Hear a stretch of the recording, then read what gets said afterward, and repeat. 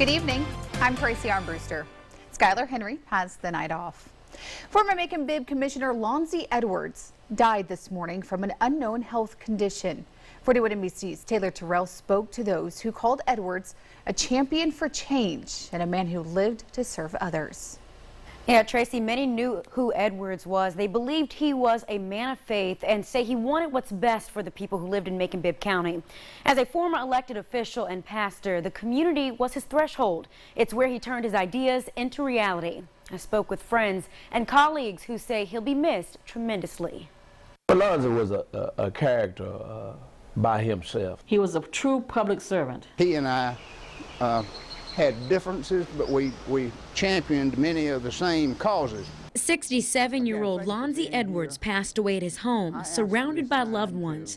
And for many who knew him, the news came as a surprise. On April 19th, the pastor, attorney, and elected official suspended his 2016 mayoral campaign against incumbent Macon-Bibb Mayor Robert Rickard. I knew he had suspended his campaign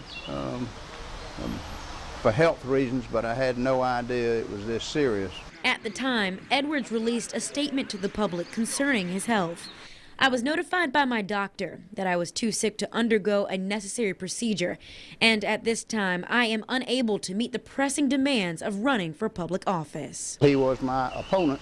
He was my friend. His law partner, Brenda Umas, at Edwards and Umas law firm, seemed emotional during a press conference Friday afternoon.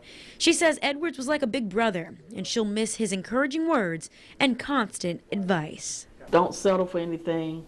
Always aim big, and always know that you can do it on your own. You don't have to ask others. Just put your mind to it and you can do it. Lonzy wanted to live life at its fullest. Senator David Lucas became close friends during the time Edwards started to become more involved in local politics, saying he was an advocate for poor communities within Macon-Bibb County. And he would challenge the system when he felt the system was not answering to the constituents that he served. Edwards, a man known for strong faith and compassion for his community. And I'll give you a quote from his final words that he gave to his congregation.